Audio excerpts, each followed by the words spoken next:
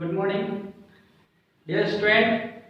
इन दिनों कोविड-19 को लेकर के पूरा दुनिया बहुत परेशान है। चारों तरफ हर कंट्री अपने आप को लॉकडाउन करके रखा है इस महामारी से बचने के लिए।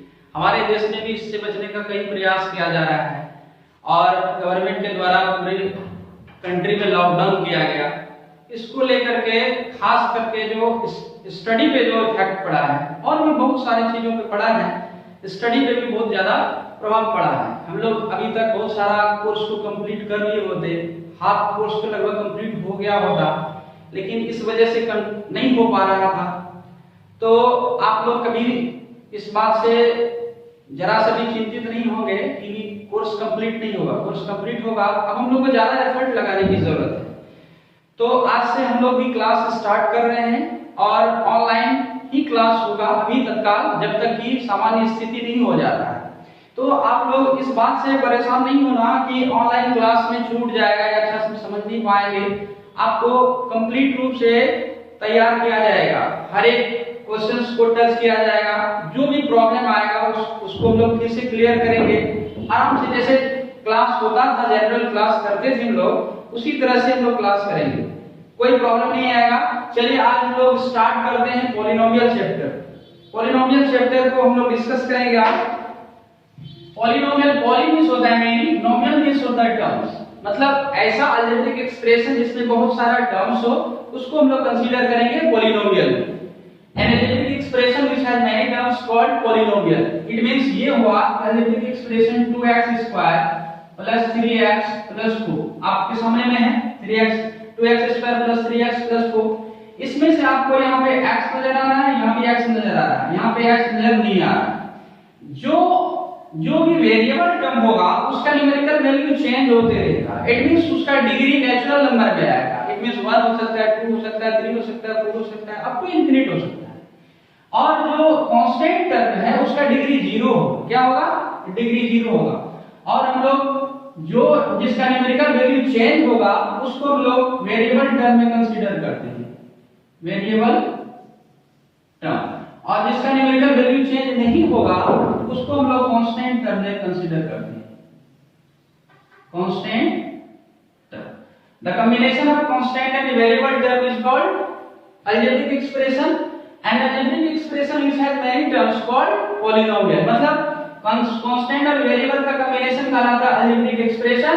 और अलजेब्रिक एक्सप्रेशन में बहुत सारा यदि टर्म हो और उसका जो पावर होगा वो होल नंबर होगा तो समझ जाइए वो पॉलिनोमियल होगा। होल नंबर कहने का ये हो गया, यहाँ देखिए 2x स्क्वायर आपका, दूसरा 3x है और तीसरा है 4x to the power 0। Actually x to the power 0 का वैल्यू 1 होता है, 4 into 1 यदि करेंगे तो 4 ही होगा, इसीलिए ऐसा लिखा नहीं जाता है। आप देख रहे हो कि पावर क्या है, वेरिएबल टर्म का पावर क्या है, 0 1 2। यदि पावर किसी भी वेरिएबल टर्म का होल नंबर में आ रहा है तो समझ जाइए वो पॉलिनोमियल है। यदि होल नंबर में नहीं आ रहा है तो समझ जाइए वो पॉलिनोमियल नहीं है। जैसे take an example 2x square plus 3x plus 4x to the power -1। अब यहाँ पे पावर आ गया -1, क्या हम लोग इसको कंसीडर करेंगे पॉलिनोमियल में? बिल्कुल नहीं, ये पॉलिनोमियल आपका नहीं हो सकता है। सेकंड एग्जांपल ले लेते हैं 2 under root x plus 3x square plus 7। अब आप यहाँ देख रहे हो कि कहीं नेगेटिव पावर नहीं है, बट हम इसको यदि क्लियर करें तो जब भी स्क्वायर रूट होता है तो इसका पावर क्या हो जाएगा, हाफ हो जाएगा। Clear? Plus 3x square plus 7। आप यहाँ देख रहे हो पावर इसका क्या है, फ्रैक्शन में आ रहा है, या आइदर नेगेटिव और फ्रैक्शन में यदि आ जाता है तो ये इसको हम लोग इसमें कंसीडर नहीं करेंगे, पॉलिनोमियल में कंसीडर नहीं करेंगे। ये पॉलिनोमियल नहीं हो सकता है। पॉलिनोमियल वो होगा जिसमें वेरिएबल टर्म का power natural number, whole number होगा। वेरिएबल टर्म का पावर क्या होगा, होल नंबर होगा, और उसी को हम लोग क्या करेंगे, पॉलिनोमियल में कंसीडर करेंगे। अब आते हैं पॉलिनोमियल को कैटेगराइज किया गया है on the basis of their degree, on the basis of their terms. Polynomial is categorized into two parts on the basis of their degrees, on the basis of their terms. Polynomial are categorized into two parts on the basis of their degrees, on the basis of their terms. Clear? अब degree को हम लोग ले लेंगे तो degree के according क्या होता है, linear LINE linear polynomial, linear polynomial, linear means होता है रैखिक, क्या होता है हिंदी में इसको हम लोग रैखिक कहते हैं, और इसका जनरल फॉर्म होता है ax + b where a is not equal to 0, a किसके बराबर नहीं होगा, 0 के बराबर नहीं होगा।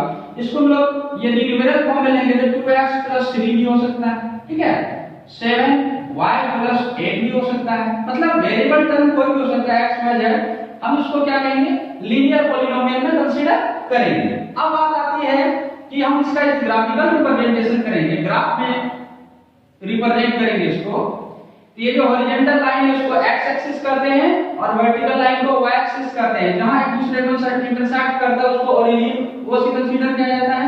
ये आपका x को x डैश, y को y डैश, और दोनों जब एक दूसरे के चार पार्ट में बांट देता है, किसी प्लेन को कितना पार्ट में बांट देगा, चार पार्ट में, इस पार्ट को क्वाड्रेंट कहा जाता है, QUADRANT, क्वाड्रेंट। क्वाड्रेंट का हिंदी होता है चतुर्थांश, मतलब चौथा अंश, किसी प्लेन का चौथा अंश को कहा जाता है क्वाड्रेंट, हिंदी में कहते हैं चतुर्थांश, ठीक है। अब यदि हम इसका ग्राफिकल रिप्रेजेंटेशन करेंगे, ग्राफ के बाद में हम लोग डिस्कस करेंगे ग्राफ चैप्टर पे, फिलहाल आप बेसिक बात को जान लीजिए। अब यदि हम इसका ग्राफिकल रिप्रेजेंटेशन करेंगे तो आप स्ट्रेट लाइन का फॉर्मेशन करेगा ये, ठीक है, ये कौन सा लीनियर पॉलिनोमियल, क्लियर। दूसरा आ जाइए quadratic polynomial, QUADRATIC, quadratic polynomial, clear. Quadratic polynomial का general form ax² + bx + c होगा, जहां where a is not equal to 0, a 0 के बराबर नहीं होगा, ठीक है। और यदि हम लोग ऐसे वर्ड न्यूमेरल फॉर्म लेंगे तो 2x² + 3x + 5, ये इस टाइप का होगा, इस टाइप का यदि इक्वेशन दिखे, पावर 2 दिखे, है ना, डिग्री उसका 2 दिखे, तो समझ जाइए कि आप ये किस में है, पॉलिनोमियल में, क्वाड्रेटिक पॉलिनोमियल में। और इसका ग्राफिकल रिप्रेजेंटेशन जब कभी भी हम लोग करेंगे तो ये पैराबोलिक होगा, अप होगा, डाउन होगा, लेफ्ट होगा, राइट होगा, ये पैराबोलिक होगा, ठीक है। आगे हम लोग चलते हैं थर्ड वन में। थर्ड आ जाता है आपको cubic polynomial, CUBIC, cubic polynomial.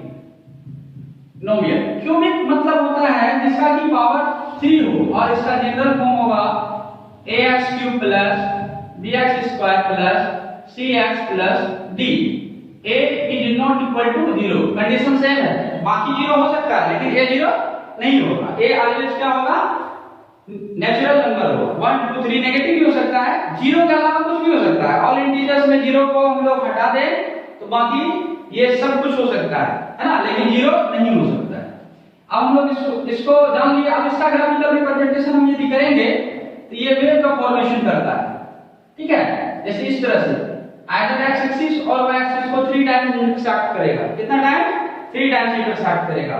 जब फोर्थ वन की बात करेंगे, बाय क्वाड्रेटिक पॉलिनोमियल कहा जाता है या क्वाड्रिक मींस होता है 4, इसका की पावर क्या होगा, 4 होगा, डिग्री 4 होगा, उसको हम लोग क्या कहेंगे, bi quadratic polynomial, bi QUADRATIC, bi quadratic polynomial, या नहीं तो इसको लोग क्वाड्रिक भी कहते हैं, QUADRIC, क्वाड्रिक पॉलिनोमियल। इसका जनरल फॉर्म होगा ax⁴ bx³ cx² dx + e, where a is not equal to 0, condition same है। और जब हम इसका ग्राफिकल रिप्रेजेंटेशन करेंगे तो इसमें भी वेव फॉर्मेशन होगा, लेकिन यह 4 टाइम्स काटेगा किसी भी लाइन को, 1 2 3 4, क्लियर है। तो ये हो गया आपका डिग्री के according. Degree of the polynomial की बात हम करेंगे तो the polynomial whose highest power is considered as degree of the polynomial।